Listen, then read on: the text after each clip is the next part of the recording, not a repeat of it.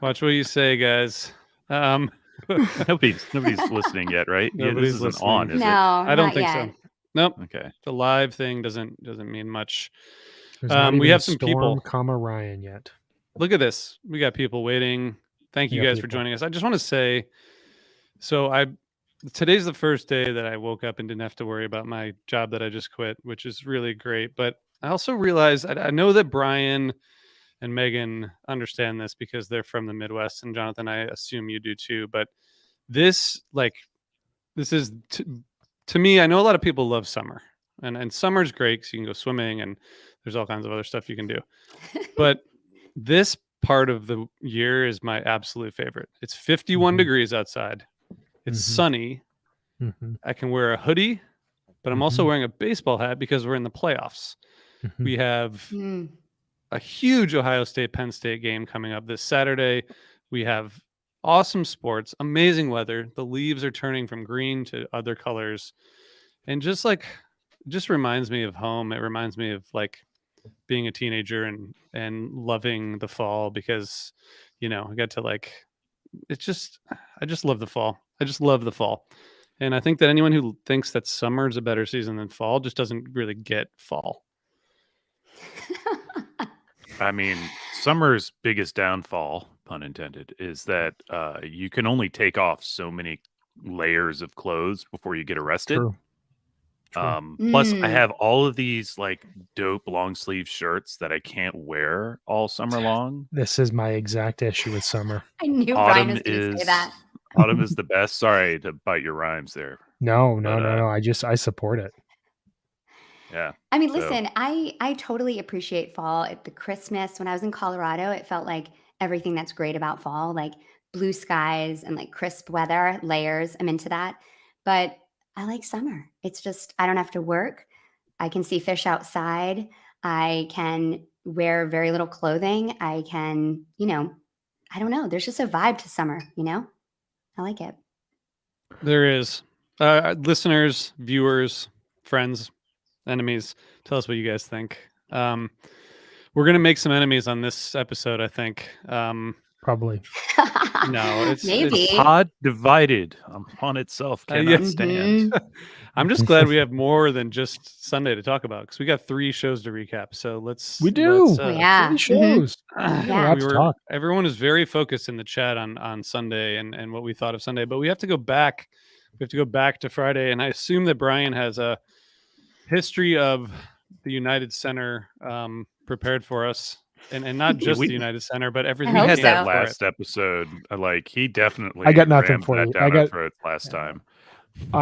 I'm just gonna say I went to this run nervous, and the way that the band walked out on stage, I would say immediately, made me feel a lot better. Made me not as concerned. But RJ, do you want to read the set list from Friday night here in Chicago?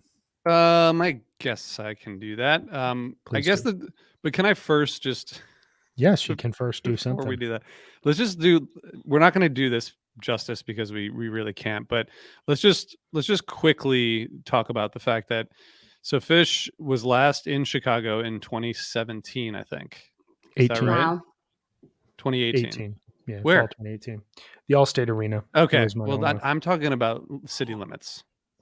Oh, fair point. Yeah. Chicago, Northerly Island. You're right. Northerly Island. 2017. First show ever was 3/30/1990 in Chicago. So we have serious history there, and of course there's so many UIC shows that we could go talk about. I mean, but Brian, do you think that where does Chicago rank for you on phish's like cities? Is it in the top tier, or is it just another big city that gets a lot of phish shows? I think it leans more towards another big city that gets a lot of phish shows, but it does have a ton of history there. You talk about UIC, that 6/18/94 show is one of the best shows the band has ever played. They released that along with 11/25/94, which is really good in its own right. There's a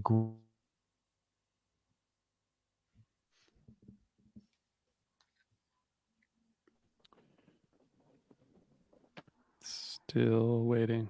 Yeah, like Lost Brian RJ, for a you minute. sat so still. Like I had to wonder for a second if I was the one frozen. I That's the was worst Um, feeling. trying to play it Yeah, off. it's All like right. when you're sitting in a parked car and the one beside you starts to move and you start to think you're rolling backwards. Exactly. You're like, am I moving Yeah. or are they? You know, RJ, what I was thinking, and hopefully Brian will jump back in, but like, for someone who grew up in Michigan, in Southwest Michigan, I saw a lot of Grateful Dead in Chicago, but I never saw Phish there. And I think about when I think of Midwest Phish, I think of like Deer Creek or like Alpine Valley. I think of those kind of bigger amphitheaters. So it's like really interesting because I feel like a lot of the time that was like important to Chicago was a little bit later too. Maybe Yeah. not in like 1.0 as much. Yeah, I agree. I don't think I've ever seen a Phish show in the city limits. Tinley Park is the closest I got. But Mhm. okay, well, we're gonna let Brian jump back in on this when he returns. But um, there he is. Perfect. Am I Hey, here Brian. now? Yes, Mhm. we were just Cool. filling in some Chicago trivia while you were gone. We were talking about various Bulls seasons and stuff. Well, we can go through that. No, I Yeah, think I just had a very, lot. very. I had a lot to offer on that note. I'm sure you Yeah. did that 93 season versus 92. There's a lot of layers. No, I think I heard Megan say something before I left the studio and came back about like when she thinks about the Midwest, she thinks Alpine Valley, Deer Creek, around Chicago. Chicago to me is kind of like it's just another big city that they play in. There are some sneaky good shows, 6/18/94, the 98 run, some great shows at Allstate. The UIC 2011 run that we talked about on 40 for 40. But overall, it's not as a Chicagoan, when I was first getting into Phish, I didn't like go towards Chicago shows to listen to. Mhm. I listened to Northeast Phish shows because Phish is a band from the Northeast. And when they play certain venues in the Northeast, you get that warm and fuzzy feeling. Chicago always feels kind of like, okay, this is as far west as they would go to a certain point in their career. They would always kind of circle back through Chicago, but as they grew to the point where they could play amphitheaters, Deer Creek and Alpine Valley became the de facto Midwest hubs. And then in addition to that, these like small college hockey arenas in Grand Rapids, in Mhm. Ann Arbor, in they played Normal, Illinois once. They played Madison, Wisconsin. Like they bounce around the Midwest in a way that like they don't necessarily have to focus on Chicago because that's just not. Aside from New York, they're not really a city band. I mean, I think they should just break down and do a run at Soldier Field next year. That'll probably really establish Wow. themselves as a Please Chicago band. I don't believe that, right? I don't. It is interesting that they haven't. That'd And you be guys so covered it weird. well, but it is interesting Well, that they had never really established a lasting sort of Chicago presence, despite there being good music scene in Totally. Chicago. And I mean, it's a great city, arguably at least someone's kind of town. So Do you think they Mine. tried it to would with be like Northern vicious. Island? Like they kind of tried to, Yeah, right? Like it's why like didn't? they haven't pinned Yeah. anywhere down that consistently. Weird. I feel like the venue that they've pinned down is the UIC Pavilion, but it's a really Yeah. hard venue for them to play at this point in time because it's so small that tickets are just insane. If they're gonna play the Midwest, Northern Ireland allows you to fit, I think, as many people as Alpine Valley. So it makes a little Wow. more sense, but it's a huge pain to get to Northern Ireland. It's not a very good venue. The runs have either had like the weather issues in 2013, 2014 is not incredibly strong. 2017 has some really cool moments, but it's kind of like kicking off a tour. There's never been that like run at North of the Island that feels like how Dick's feels out here, where once they played Dick's, it was like, okay, we're coming back here over and over and over again. And that venue has it's easy to get in and out of. It's easy to move around. It seems like it's easy for the band.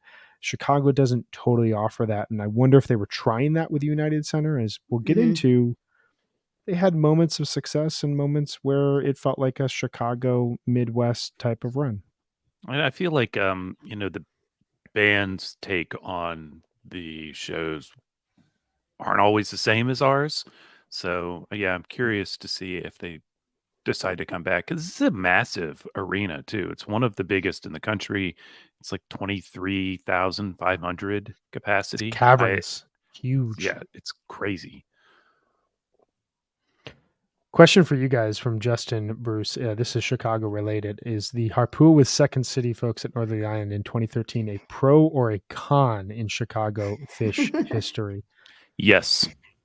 RJ, what do you Both. think? As I've gotten to know Chris Witesky, like I just got to say it's a pro because that guy's awesome. So I'm just like I'm all in for that from now on.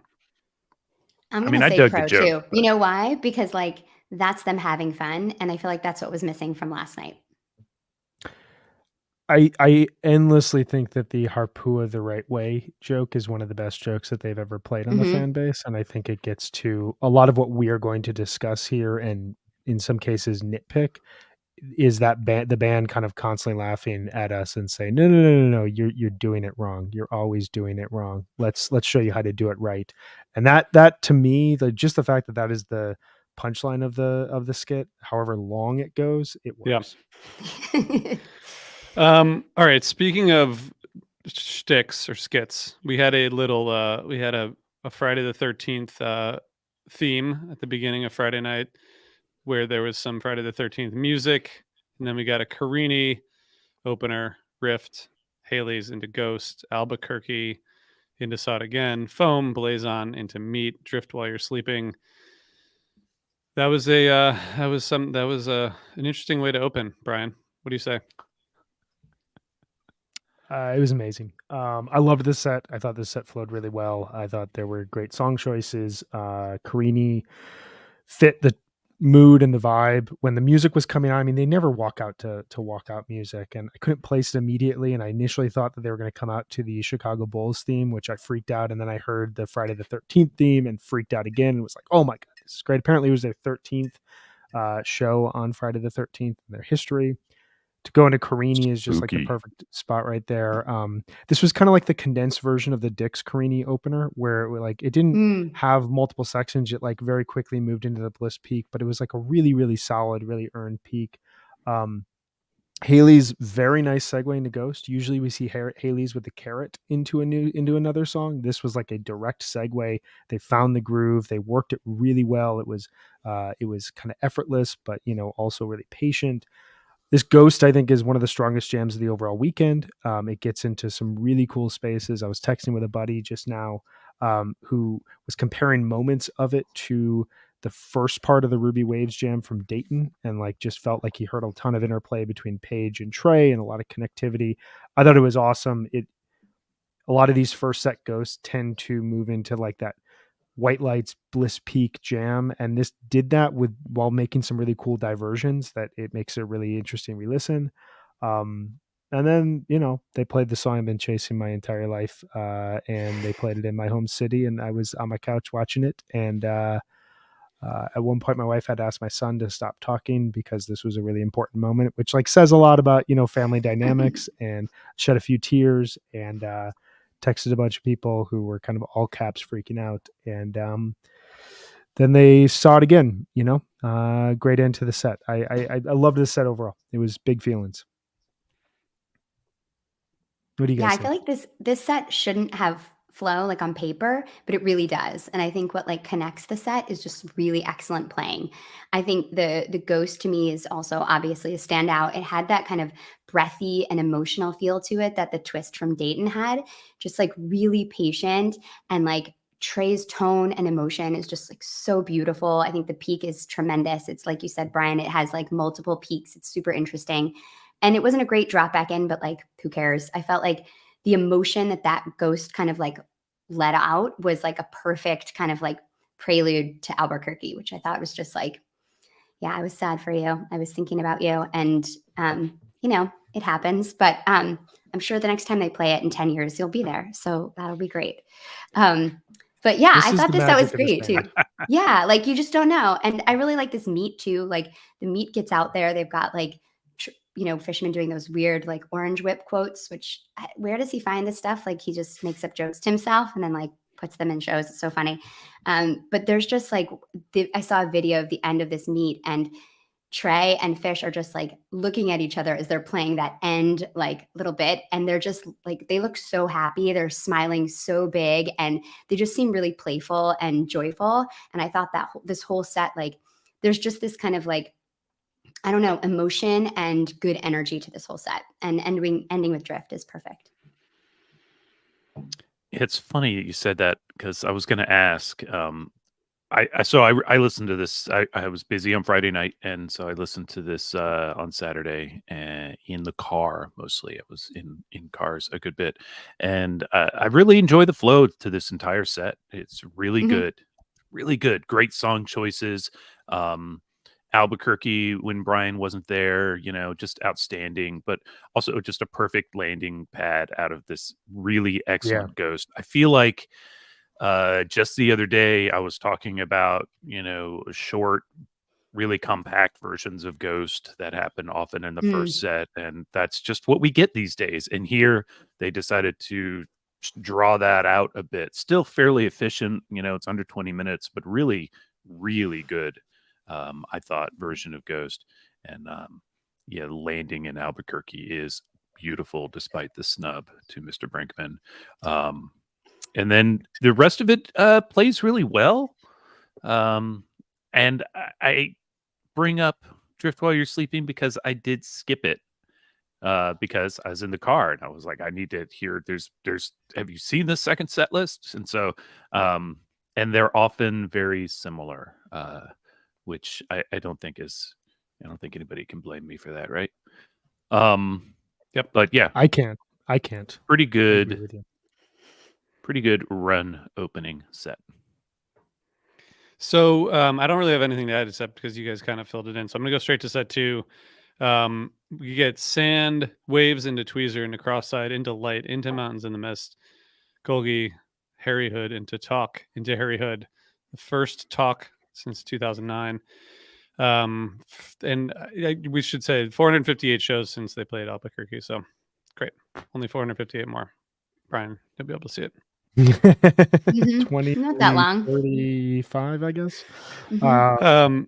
I think I just want to say this second set, the soundscapes really on sand are really pretty interesting. Mike and Paige primarily. I think in one thing I was gonna kind of in waves kind of continues this this like very layered sound. But what do you guys make of these jams with this tour being much more like layered than summer, where it did seem like summer was a lot more straightforward. Like there was just fewer effects. I don't know. It's interesting how that shifted. Yeah, it's the fascinating thing about listening to this band is 5 weeks after they finished a really strong summer tour, they're back and they're playing with new sounds and they're playing with new ideas. And who knows, maybe it's a seasonal thing. Maybe it's indoor venues, maybe it's the location, maybe it's just like where these guys are at. Like it's hard to kind of put your finger on why the sounds shift and ebb and flow from tour to tour. But I found, just speaking of this set, and I think speaking of the weekend as a whole, there's not, we didn't get the massive 20 plus minute jams that we were seeing so much throughout summer, that we were seeing throughout spring, that we saw through the early part of this tour, with the Oblivion in Dayton, with the Ruby Waves. But we did see, and I think especially in this set, that when they blend really good song selection, really strong placement, and that kind of soundscape jamming that you're describing, it really works.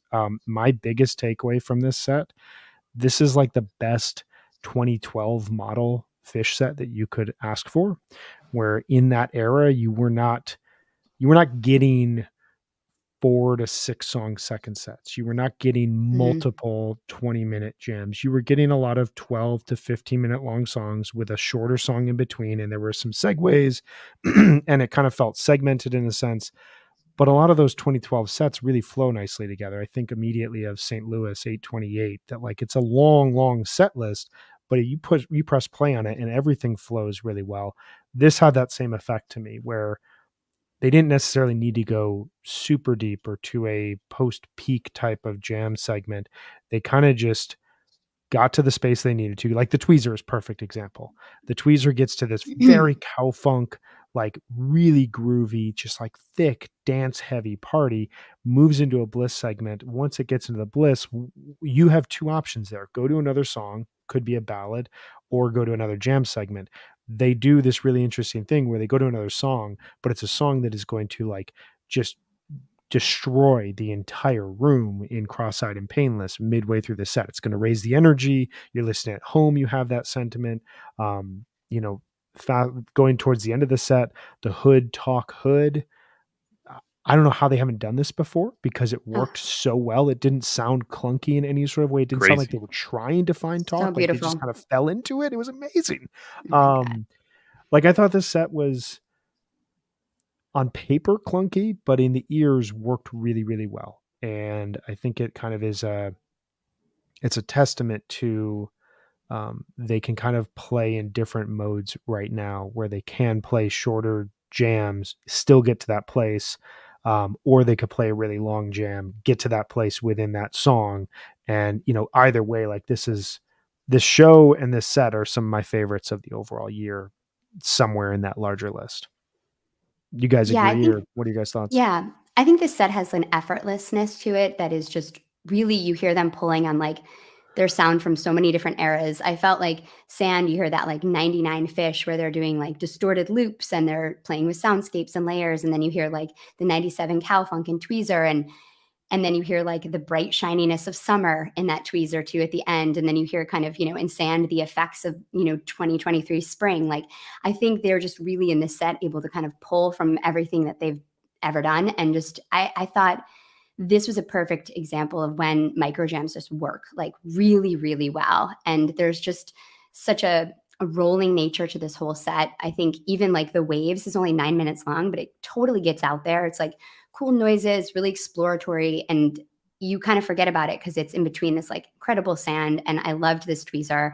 And then yeah, the drop in a cross side is just like, I mean, I can't even imagine what that was like in the room. I mean, I think I would have lost my shit. Like it's just such a You perfect would have. like rocket. I would have. Like it's just I love that song. Anytime I hear that, but I have that Right. it's just like out of a tweezer, like it's like heart attack inducing. Like, and they play with like that version with just like some extra mustard. Like they sound really lit up in this set. And the whole rest of the set is ridiculous. Like I was listening back just in my kitchen and like crying during talk. I mean, that to hear that song, it's so evocative of when I was so young, and that song is so intimate, and to hear it come out of like the space of Hood is like you were saying, Brian, it's just sounded so inevitable. It's so beautiful. And I couldn't even believe it. It's just, this is, a song that's been played 3 times out of 1.0. Like the last time I heard it live was in 1996. Like this is a major throwback. And the fact that they're thinking about putting it inside of Hood is just,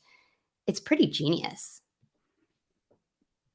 Yeah, I think the last time they played it was the acoustic set at Indio on 11/1/09, Wow. That's which is crazy. crazy. Yeah, that's wild. Yeah, I have a lot of agreement with you guys on this set. I think it flows well. I love the jamming style in Sand. Megan, I think you texted us either late Friday or early Saturday about the loops and things in Sand. And yes, 100% love it and love the feel. It reminds me of like, I mean, it doesn't sound like if you put them side by side, the Gorge, like 99 Sand or something, but it's, it's that kind of idea performed by 2023 Phish. And yeah, exactly. I'm really enjoying the, I really enjoy these, 15-minute jams. The Waves is great. Micro jam, tweezer, not quite micro, not quite macro. I mean, it's 15, 16-minute tweezer, but it's good. It's good end to end. And then it drops with a bang into cross-side, which comes in like just with heat. It comes in fast, furious, and 9 minutes to wear you out. Light has exactly. a nice little jam in it with I think phish.net saying there's a Love Supreme jam in there with between Mike and Trey. Mountains is the perfect cool down. And then this Harry Hood talk Hood is sublime. Have we used that word yet? I'm gonna use that word. Perfect.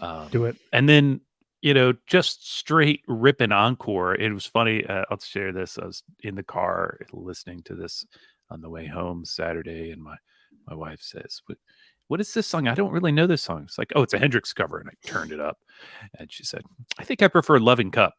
It's like that's a different night. Sure enough, it was. Just wait.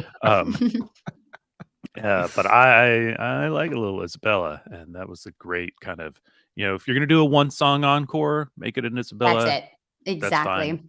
It's good. It's funny that Yeah. that's kind of just become like ho hum at this point. Like they've played Isabella so much in the last 6 years that it's like, oh yeah, they're playing Isabella again. Like Yeah. that was a I song was that huge when it came everyone back. was Oh my God. chasing, and That I moment. mean, I was in a bar in Chicago actually watching the last night of the Baker's Dozen, and when they started playing Isabella, the place erupted like we had just won the World Series, like that. And now it's just kind of like casually, like, oh yeah, here's an encore song that we're gonna play.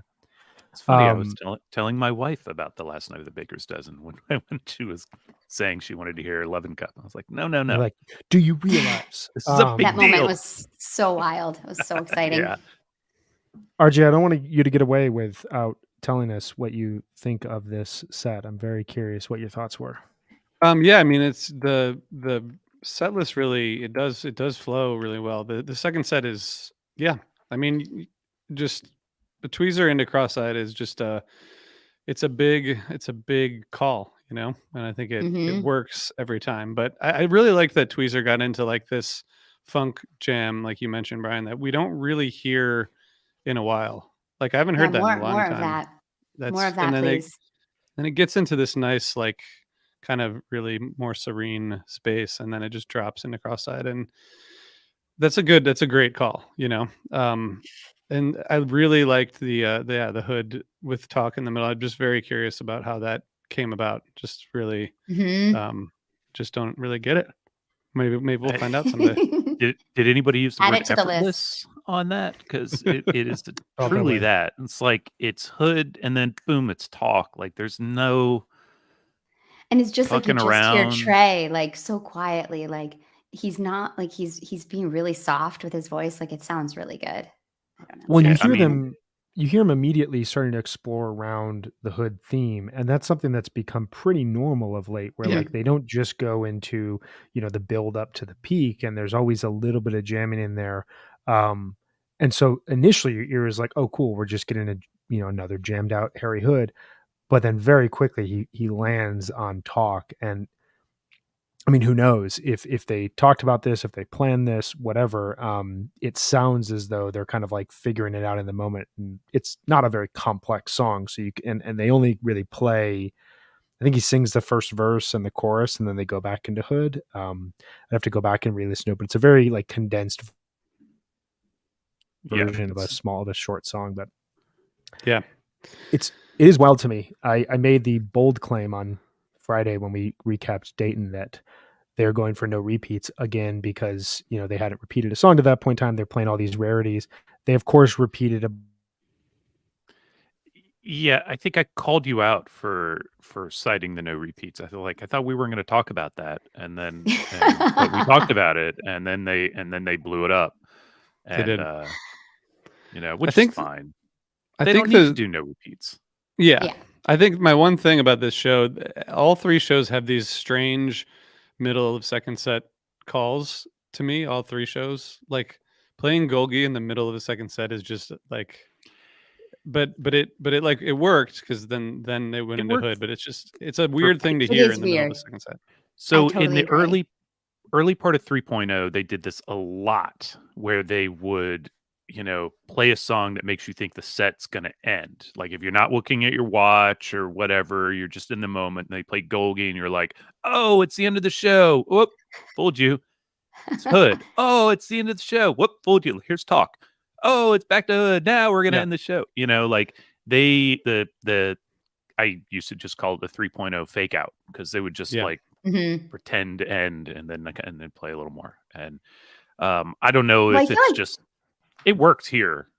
I don't think Yeah. it's too much of a rug pull out from under you. Well, I think that's something that like I was thinking about a lot, especially listening to the show last night, which we'll get to, but that I think Trey's in this place where he thinks he can kind of like play anything anywhere. And I feel like sometimes it is magic, right? It just like works so well. And sometimes it's not.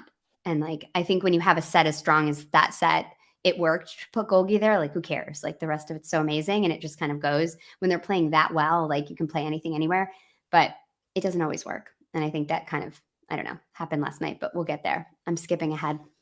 We are. You are skipping ahead, but Mhm. let's go there together It's now. time. Here we are. All right, Saturday, second night, we get Runaway Jim, Martian Monster, Sample, Way, Karina, Tube into 46 Days, NICU. Most events aren't planned. Cavern, more. That's a lot of they played a lot of songs in that set. I thought it's really nice to hear Karina again. Just kind of like I don't know. I think I heard it in maybe in 2018 at MSG, and they haven't We played it played that at much. 19 at MSG too. Mhm. Yeah, that it's Mhm. just it's a really I like that. I like them mixing it back in. When What they else you played got, it, when they played it Jonathan? at 12/30, 2019, that was a Oh. 20-year gap broken for me because I had last seen it at Big Cypress. So Wow. literally Wow. 20 years to the day. That's Crazy. amazing. Yeah, Crazy. just want to It's a throw good that out there. song. Good song, good cover. Jonathan, what was your take on this set? So it's funny. I mentioned, driving home, listened to Isabella, and I got home and came in the house and came upstairs and turned on the stream right as they were starting Sample. So I went back and listened to Jim and Martian Monster, and I'm like, they're cool and fine kind of openers, and and by that I went back, I did that, the next day. So picking up that Sample, it was right at literally the beginning of the lyrics. I was like, oh, cool, Sample. I can, get my beverage and kind of get settled in. And then they jammed Sample. I could hear it all, so I Mhm. didn't miss anything. But then they jammed Sample a little bit. I was like, you could tell it's always that bit where Trey holds that bit just a little longer instead of going into the wrap up solo. And you're like, oh, we're gonna do this. Very cool. And it was micro jam or whatever. It was not a 20-minute banger. That's fine. I thought it was real nice way to get into the show for me. And I imagine people were pretty psyched in the room. And then the set just flows. It's all good songs. So it's a Yeah. lot of songs. You're right, RJ.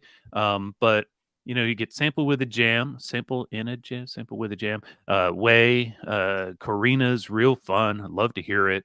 The Tube is hot. Tube is real hot. 46 Days I felt was longer than it is. Yeah, me too. I'm not watching with a clock, but it's under 9 minutes, but it felt longer. And I See You, I Love. Most events aren't planned. Also felt a little longer. Cavern, and then More felt like the end of the set. So, which it was. So that was kind of perfect. So yeah, this Yeah. comment here from Michael, that 46 Days was one of the best things they've done in under 9 minutes. I don't care for the tune, but it was a highlight. Well, I'm sorry you don't care for the tune, but I'm really glad you enjoyed that one. I thought it was pretty good myself. I agree with most of that, almost all of it. Brian, what did you think about this first set Saturday? So I think that I think two things. I think one, what we're going to kind of get into as we get to Sunday, we started to see the kind of momentum shift a little bit with the weekend here with this set. This set didn't fully do it for me overall, just from a flow standpoint, from a song selection standpoint, but in between kind of the ups and downs of this overall set, I found the Sample jam to be really fascinating. This is a song that the band has explored, kind of like AC/DC Bag, what is possible outside of it. They've never gone super deep with this song, but I thought it was a really nice placed performance for just Sample as a song, but also for what came out of it. To me, the Tube and the 46 Days were the strongest parts of this overall set, and two of my favorite moments of the overall show. The Tube kind of balances this kind of cow funk and the kind of hashtag clav tweet type jamming that our esteemed young Ryan likes to push, but also got into this like heart tugging moment. Like I feel crazy for saying this, so I apologize for everyone in advance. But there was, I don't know if it's the key Trey was playing in, if it was the tone, but there's like a moment where he starts riffing and it sounds like the start of the peak in the Went Gin, where it just pulls at your heart.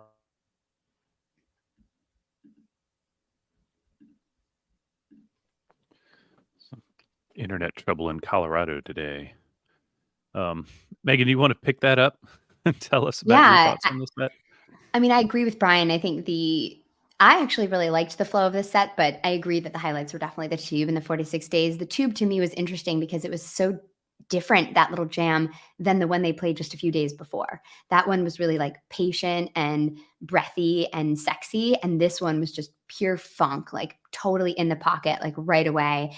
And I was really like noticing that Paige and Trey kind of romance that's been going on where they're just pushing each other to play with more and more emotion.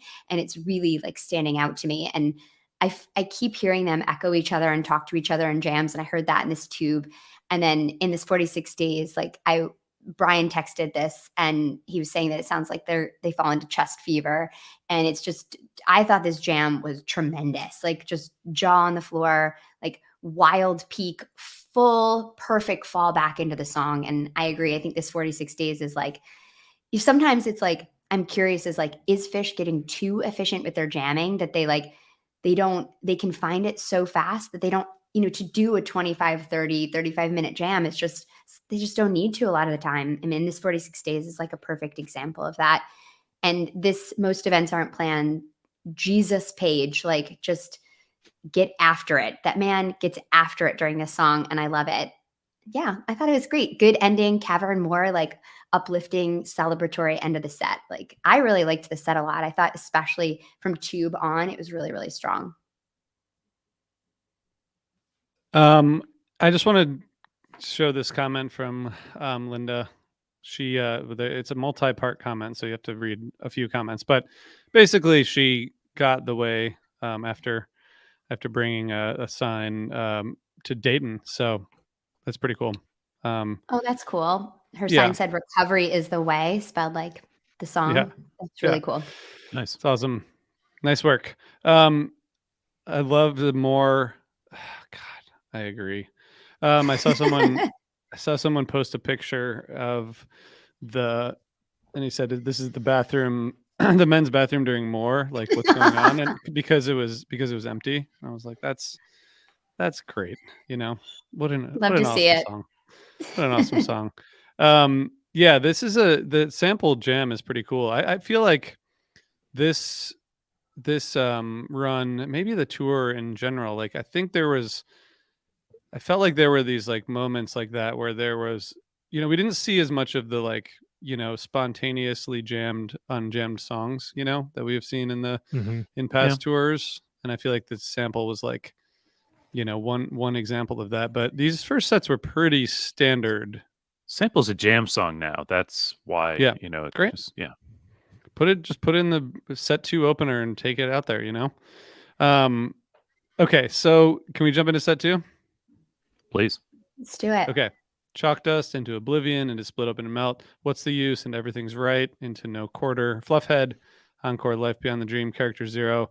This I think all the jams this weekend were really kind of like they just felt lighthearted, like the Chalk Dust just got into this like it's just like a really nice jam, and I really liked the way that went. I think it's in this part of the set to me was interesting because it just felt like they were like trying to figure out where the set was going to go. And again, like Split Open and Melt in the middle of the second set got really, very strange and out there. And I was wondering, like, how do you even get back to a set of music after you play a Split Open and Melt like that in the second set? But What's the Use is a great way to do that. So it kind of worked, but it just like kind of like what we talked about from Friday night. But you hear Split Open and Melt in the middle of a second set, and you're like, oh wow, this is interesting, but it worked. And it wasn't quite, it was not the same as like the Nashville one. It wasn't quite as big, quite as demented. But it did work. I think the set overall works quite well. It was really fun to listen to here on the couch.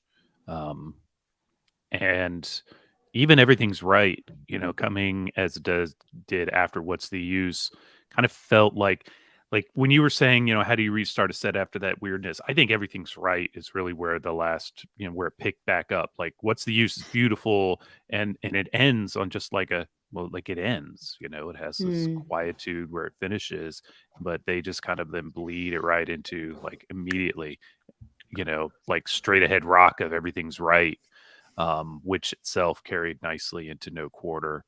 And then, let's play Fluffhead. Like, what a fun set. I really, I really enjoyed it. Yeah,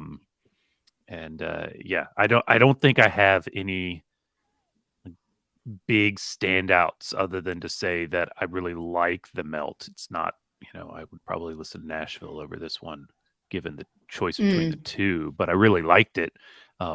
Again, efficiency. They just got right back to that point that they needed to get to when they got into that song and held it.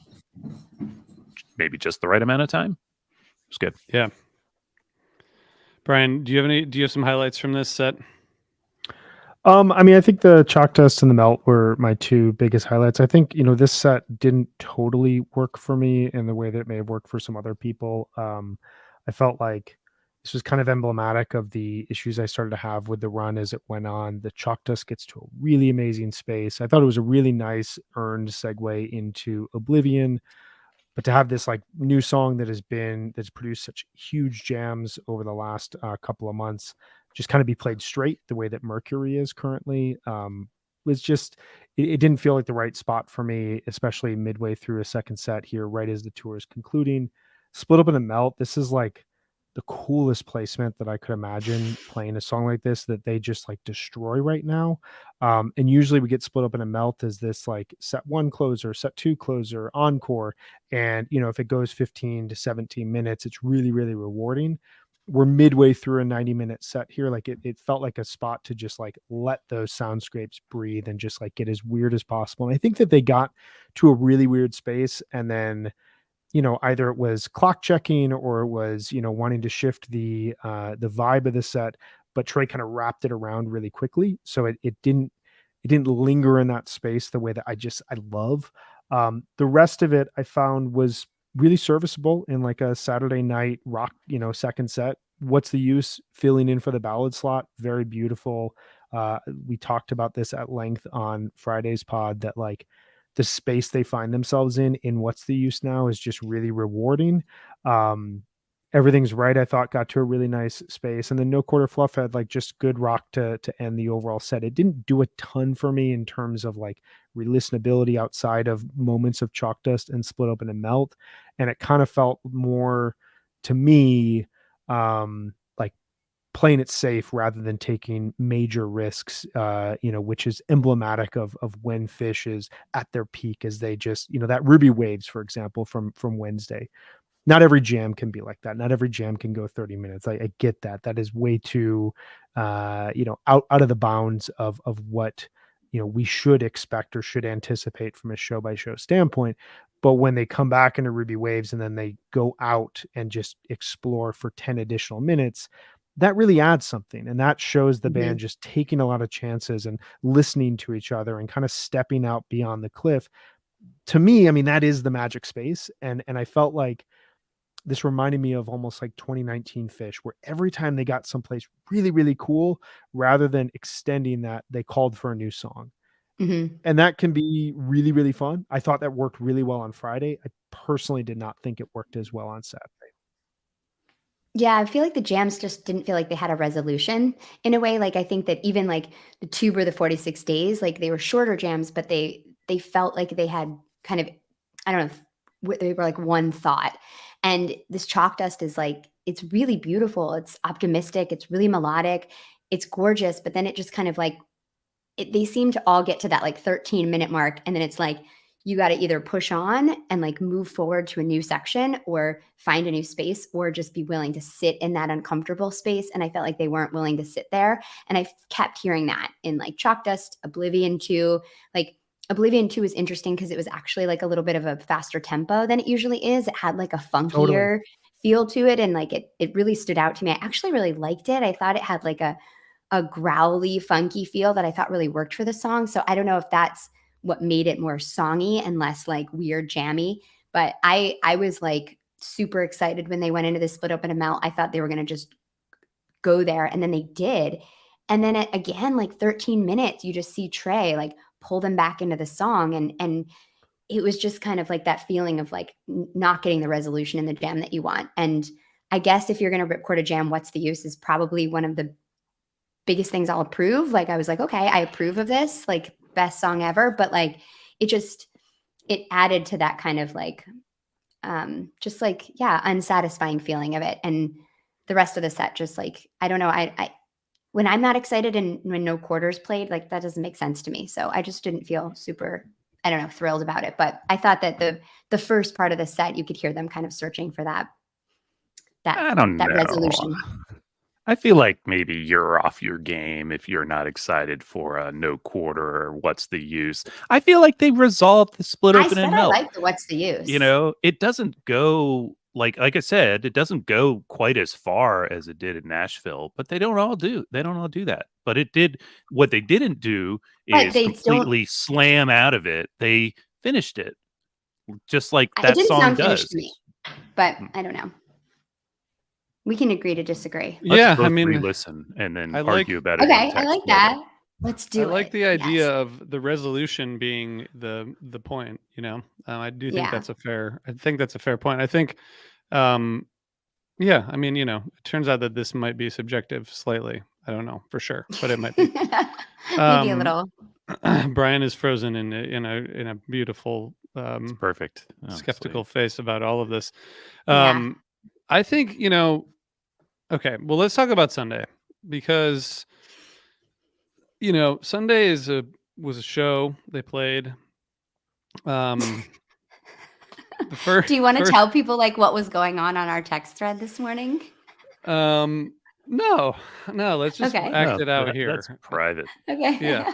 Set one is Everything is Hollow into Timber, Ocelot, Vultures, Monsters, Plasma, Mercury, Stash, Leaves, David Bowie. If they had played another one-word song instead of David Bowie, that would have been like maybe that's what they were going for there. We could have just called it Bowie, I guess.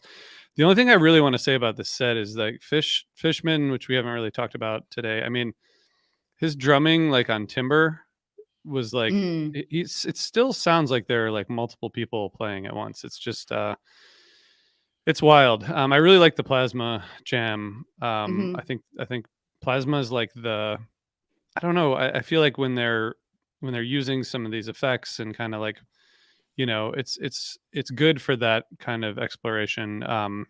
But yeah, I said in the text thread this morning that not knowing anything, if I had looked at this set with like the songs played and the timestamps, then I would have assumed that like they were like trying to get something going that didn't really stick. And that's my interpretation, you know, like several 8-minute songs, but you know, that's just my interpretation. But if you're going to play Mercury and it's only going to be like 7 minutes long, It's the radio friendly version. Radio's dead, man. Jonathan, what was your thought about this set? So I enjoyed it actually. I will say though that when you texted about the 7-minute Mercury, I was like, they played a 7-minute Mercury. Oh yeah, that was in there. I might have missed that, and maybe I went to the bathroom. But I thought it was cool, man. So Everything is Hollow, cool with it. Timber ruled. How is that only 6.5 minutes long? But it ruled, Yeah. always does. Ocelot was fine and not bad. I loved the Vultures call. I think Fishnet had a quote in it that I was picking up. Oh yeah, Third Stone from the Sun teases I was picking up. Trey was doing that in there, and I was like, okay, cool. Monsters, chill. I like this version better than the last one, I think. Plasma was great. Again, I don't remember Mercury happening. Stash. So I'm excited. You know, I always clock Stash, and I'll tell you, I was excited when they went there. I came out of it going, okay, well, they didn't blow it, but it didn't like blow the doors off either. You know, I think it was just a fine Stash. And then Leaves was pretty. And then I was like, oh, David Bowie. They don't have time for David Bowie. And they did, but they didn't have time for the David Bowie that I dream of. It was fine as well. Kind of like the Stash. I don't know if they ever have time for the David Bowie you dream of. I don't think they make time for the David Bowie that I dream of. They have made the time. They just have never taken Not in the a long leap. time. 12/29/2022, they opened the second set with it, and it was a good version. It was a really cool version. But to your point, they did the same thing at Dick's Night 2, where they started it with 10 minutes left in the set, and I think my one response was, "You fucking cowards," lovingly. But like, come on, like it's not that hard to re-enter David Bowie if you're gonna. They don't have any trouble re-entering David Bowie. It's, No. like they that's the thing. Like there was a time in 3.0, late 3.0, where they would try a David Bowie and they would not they would stumble into the ending, or they weren't nailing that. And I can see their reluctance to really go for it if they're not confident in the song. If they're, you get in your head when you kind of miss changes and whatever. They're not doing any of that now. They're playing Mhm. the song perfectly, and just as good as you can ask in 4.0 in 2023. They're hitting it. My ask is for, like, use it as the jam vehicle that it is or could be. Not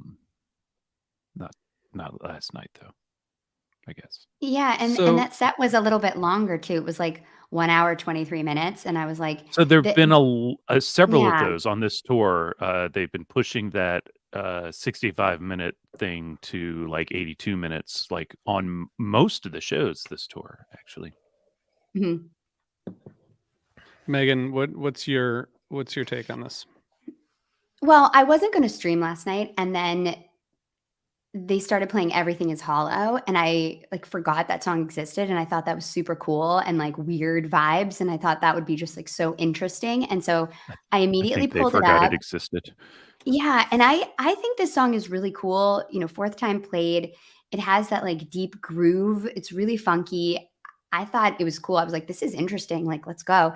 And I thought the Ocelot had, like, a really good spirited peak, like, it has a lot of, like, oomph behind it.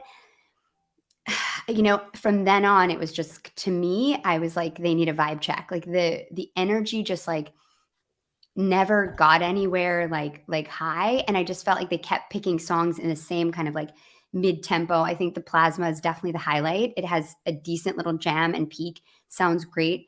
But then like to just play these songs that all kind of don't, there's no flow to this set. I feel like there's actually, I'm not going to say that. There's actually a little bit of a flow. It's just like really like mellow and like undertone, and it just feels like I don't think I saw Trey smile, like, once, and that to me is, like, very indicative of, like, he just didn't seem to be, like, in the zone and connecting to any. I don't know, I just kind of felt like played a lot of songs that are kind of they're not downers, but they're just, like, not I don't know, they don't do anything to, like, move forward the energy or switch it up or, like, there's no kind of, like, arc to this set to me at all. It's all just kind of, like, flat.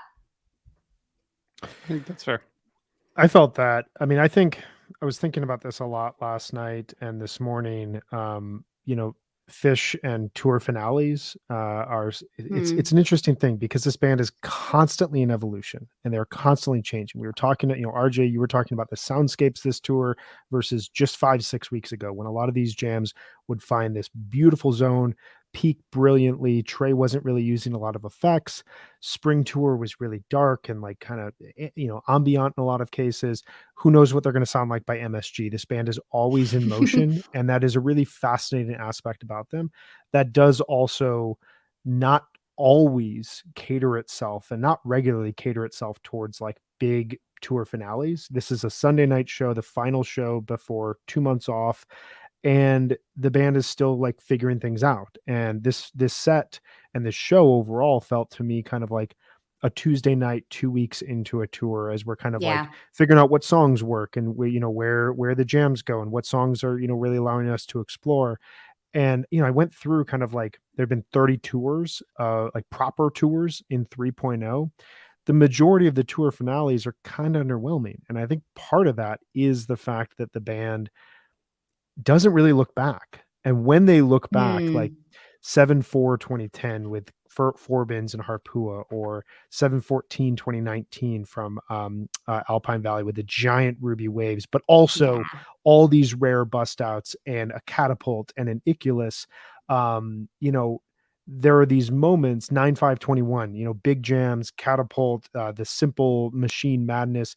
There are these Yes. moments where the band will kind of look back at a tour finale, but that's not really in their nature. And it's a thing that I think we all love so much about this band, is that they're always looking forward.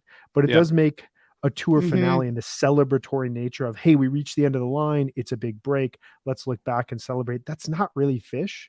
When they play those kind of shows, it feels really good. But I would be lying to say, like, those kind of shows sometimes feel more like fan service in a really fun way than a show like this that Mm. love it, don't like it.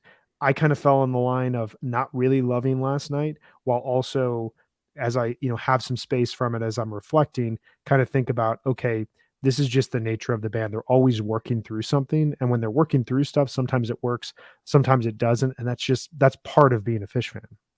I just Yeah. want to say just real quick. I saw the Taylor Swift movie yesterday, and I don't think we're getting a Phish Eras tour.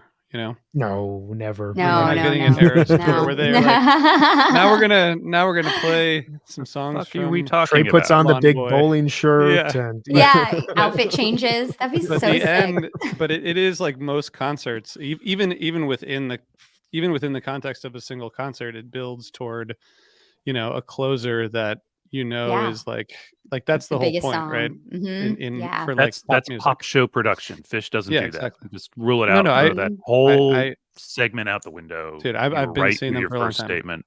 I totally so- understand that Phish is not a pop production. I do Right. know that. So But I I'm just know. I'm making a point, like, in order to contrast.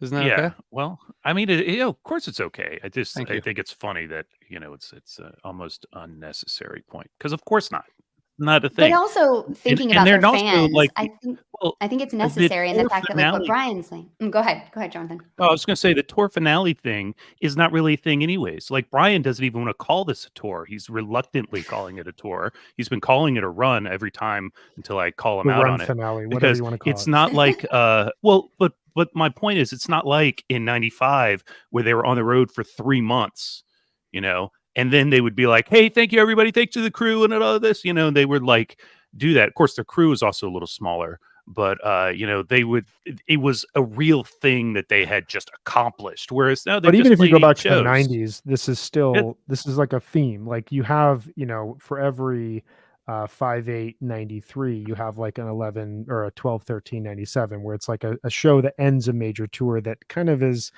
almost a comma rather than an exclamation point. But at I least think a there lot of was people would more likely argue an like, acknowledgement then, even if it wasn't the best show of tour. They were looking back and going, "All right, thanks everybody for coming." Now it's just Sunday night, man. Sunday night in Chicago, and it's maybe not your favorite you show. but it is about- the final think show before a significant break. Yeah, and you think about all It- the it- Dick's runs where they have actually, like, made a point to thank fans or do something that, like, kind of sums up the whole experience they've had. Or I think they do think about the fans' experience, and they do think about, like, important moments. And I think it's interesting that, that the end of a tour doesn't feel as, like, climactic to them, maybe. And maybe it does, and maybe last night was just off and they were trying to get there and they were playing different stuff, and I don't know. But I think it's interesting to think about because it is climactic to the fans. I don't know what we're debating really, but I just feel like it's just a show. Last night was just a show. Should it have been more than a show?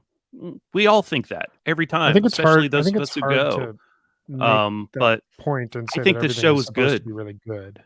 Because if it's just like Phish doesn't, like, at their best, they don't just play a show. And I think That's right. I think the people that follow them and are consistently following them because there are these moments that you don't get anywhere else. So I agree with you. Like last night was just a show, but that's, I think, where the criticism comes in, is that it's a Sunday night before a significant break. It's the tour That's finale, your whatever you want to call it. expectations. I'm just saying, like Well, I you mean, bring I'm that just baggage kind of like in, to you hear have it. to carry it out. Fine, but that's how I hear it and that's how I'm explaining it. I do think that this is really interesting what Brian Tompkins says, because I agree with this. The downward arc of the weekend has increased the critical light from us remarkably. I think that it's one of Mhm. those fascinating things that when you think about the order of which shows are played. And, if let's say the Friday night show was played on Sunday, I think that there's a Totally. different vibe coming out of this weekend. I think that, and you see this, like, I think back to like the Charleston run of 2019, which was this kind of first model of the 8-show tour. That Friday night show is really, really good. I skipped the first chance I had to see Goose to stream that show, and so I have to defend that show forever because it was the only time I would ever pay $20 to see Goose in a bar, and I missed it. But that show was really good. Saturday night, okay. Sunday night is kind of historically one of the. It's a mess of a show, and if you reverse that weekend, there's a different vibe coming out of it. I think ultimately, sure, it's expectations that people have coming in, but I mean, I don't know how to really approach anything without some element of expectations. And I think looking at last night's show, maybe it's energy, maybe it's song selection, maybe the band is tired, maybe whatever it is, to my ears, it didn't totally work. And it kind of speaks to a larger theme that when this band closes a tour, there's not a sense, and this goes throughout their whole career, there's not a sense of, you know, overall, let's look back and celebrate, because they are, even if they're not in the moment thinking, okay, what's coming next, they're constantly tinkering and trying new stuff. And the nature of them is sometimes that really works and sometimes that doesn't. And that's kind of all I'm saying. Mhm. I just like listening to Phish. I mean, same. Yeah, me too. But I like talking about it and disagreeing when we do. I think it's interesting. Ah, And I think that when you have also a run where so many people are going to see 3 shows in a row, it affects the way that you view the last show. Like if you're going in Totally. on a Friday, Saturday, and a Sunday night, you want there to be a level up, just because it takes a lot to go to 3 shows in a row. It's I energetically just draining. It's, I'm just speaking from my perspective. You can totally and disagree with it, but just I feel that way. no, I just think that you're stubbing your toe on the way in the door, going like expecting it to level up because Phish might do that. Phish might But I'm not. not upset if they don't when I'm there. I'm just looking back on it, reflecting on it now, saying like, this is I mean, this I is I not don't my think you're favorite show. upset. I just feel like you guys don't like the show because you want it to be something that it's not. I like the show No, I because I just don't didn't like want the it to be show. anything. That's what I think I just said that. I feel I like guess there's you a right way said to do this and a Yeah. wrong way. no, I think we have a different way of doing it. And Sure. I definitely Yeah, advocate fair. for Zen and the art of listening to Phish. That's all. I'm not a super zen person. I'm more like Just try it. super It's fucking chill, engaged. man. No, I kind of like being like super in or super out of things. So that's Yeah. cool. We do it different. I'm into that. So, what was everybody's favorite part of the weekend?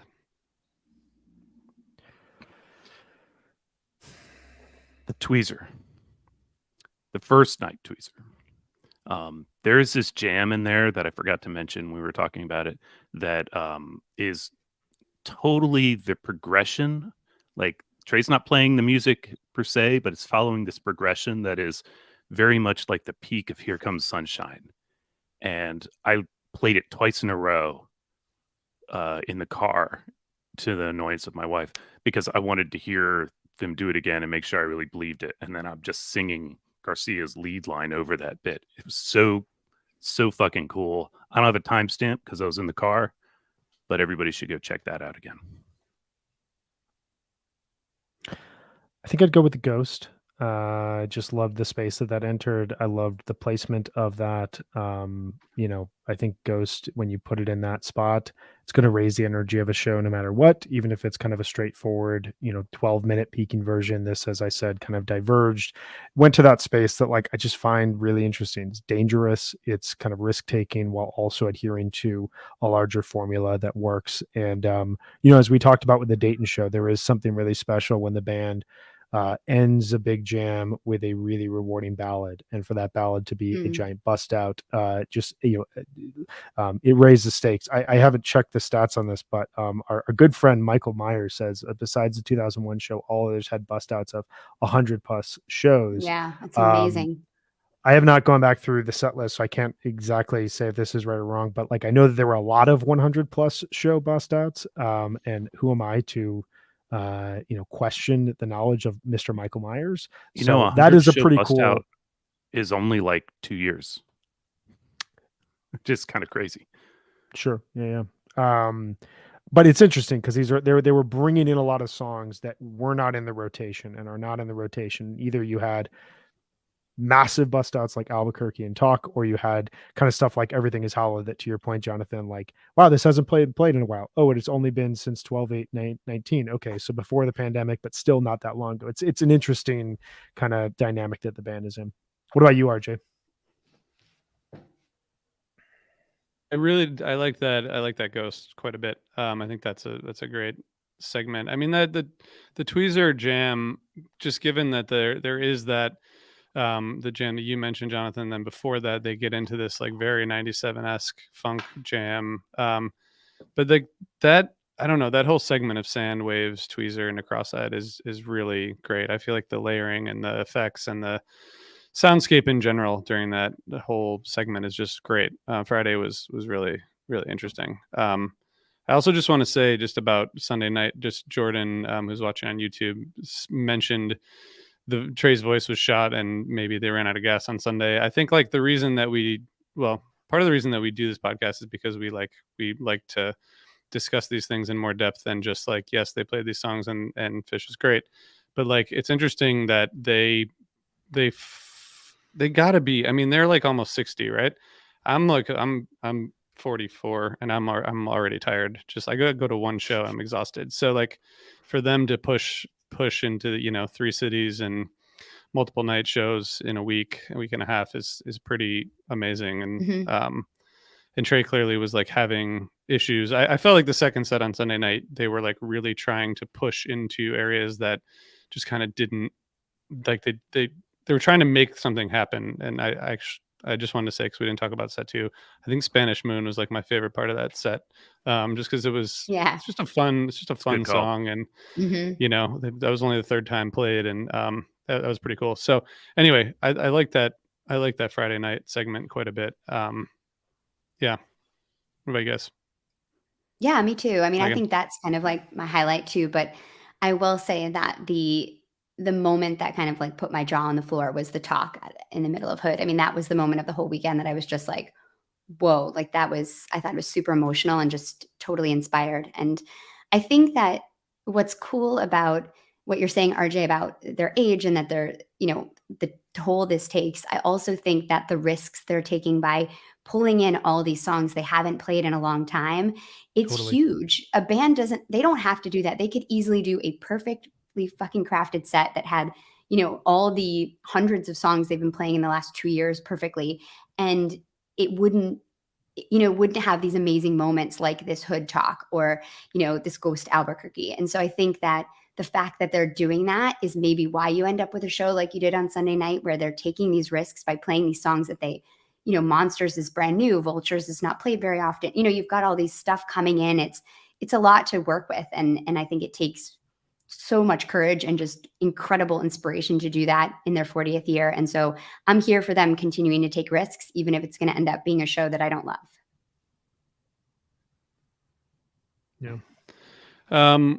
Awesome. Well, I think everyone has probably to go do stuff. Maybe those people listening, but we should probably tell everyone that we are bringing back 40 for 40. We're going to 2012 this Friday, if you can believe it. And I don't know what's going to happen, but I feel like something's going to happen, and it's going to be interesting for sure. So we'll be back on Friday afternoon with that. Is there anything else you guys want to say before we wrap up?